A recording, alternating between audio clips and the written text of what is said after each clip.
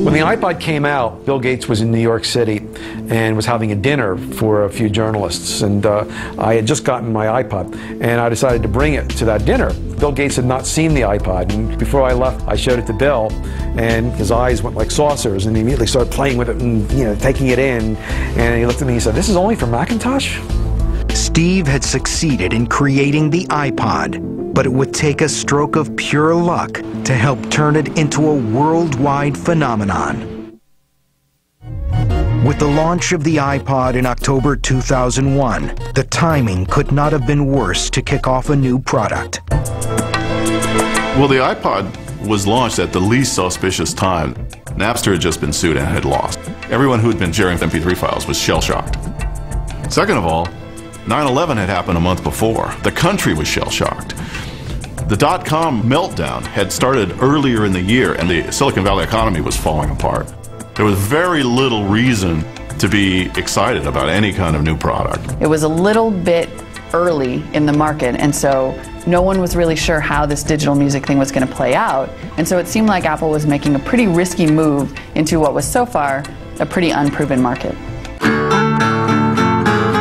When the iPod first came out, a lot of people were very skeptical about it. It was quite expensive. It was $400. It was Mac only. People said the iPod stood for idiots price our devices, or I prefer owning discs, in reference to CD players. Despite the early criticism, the iPod did have a few things working in its favor. There are a few different things that made the iPod really stand apart from the rest of the crowd. One is that it's excellent integration with iTunes. What Apple was able to achieve was a level of seamless integration with the software that almost no one else has been able to do. The iPod, when it came out, was already not the best music player. That is, it wasn't the most capacious, it wasn't the least expensive. But what it was a fashion statement. It was a piece of jewelry. It was so beautiful. You know, it's one thing to have a bunch of songs on a device, but it's useless unless you can find what you're looking for. The competition did allow you to search by artist and album, but what it didn't do, once you got to a song list, you'd be clicking, click, click, all the way through, and when you have 5,000 songs on there or more, it's just not gonna work. With the iPod, you'd start scrolling, you'd be like, and then it speeds up. It's like, all the way through. And you're like, whoa, that was just mind-blowing. But most importantly, the iPod had a band of Mac loyalists hungry to embrace it.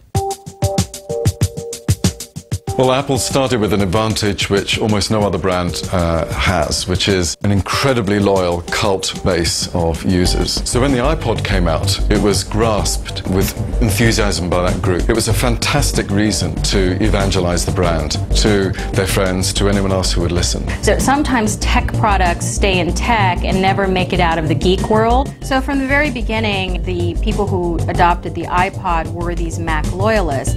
And in that group, there were some very other influential communities that helped start the conversation, and they were, what I call the cultural creatives. If a product has sparked the interest of fashion, of car culture, of music, of sports, I mean, we're in so many areas of culture that now there's great momentum and an avalanche of interest starting with all the right people, and that's what happened with the iPod. In its first 2 months on sale, the iPod lands in the hands and ears of 125,000 of the world's biggest trendsetters. But it would be a stroke of pure luck that made everyone else take notice. When the iPod first came out, it was, of course, Macintosh-only fans, younger people, urban people, began to see for the first time these white earbuds. White earbuds. No company had ever cared before about the color of the darn earbuds. But all of a sudden, that became a symbol, and people are like, what is that?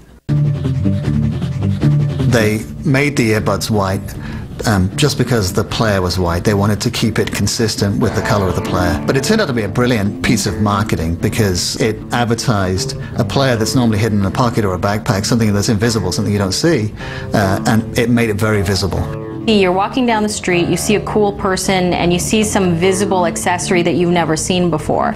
And you think, what's that, and why is that guy wearing it? And then you see it again, and then you see it again, and then suddenly you start taking notice that every person I see with those white earbuds is a cool looking person. And then you start really wanting it. You want to be part of that community. Now, Apple picked up on that and noticed that the cool people had the white earbuds, and they began to put it into their advertising. And the white earbuds became the hero, the piece of iconography that said, this is who we are, and you belong if you have one of these. With the iPod, the word-of-mouth messaging was not only coming from the corporation, it was coming from that cool DJ that was using it at a party, or the fashion designer who's designing a line of accessories for the iPod. And that's what gave it its legitimacy. Sensing its growing popularity, the media jumps on the iPod bandwagon and makes this little white device front-page news. Articles on celebrity playlists and TV news stories add even more buzz to the growing iPod craze. Sales of digital players are expected to top the 10 million mark this year. But the trendsetter, even in the nation's heartland, is the iPod with its distinctive white earbuds. Steve started to realize that Apple was no longer going to be a computer company. Apple was a media company. In fact, I think he said the iPod was going to produce more than 50% of their revenue. Steve had already realized that this was the tail that was going to wag the dog. After just a year and a half on the shelves, the growing tribe of white earbuds approaches 1 million strong. The iPod phenomenon is born. But what Steve Jobs launches next will change the music industry forever.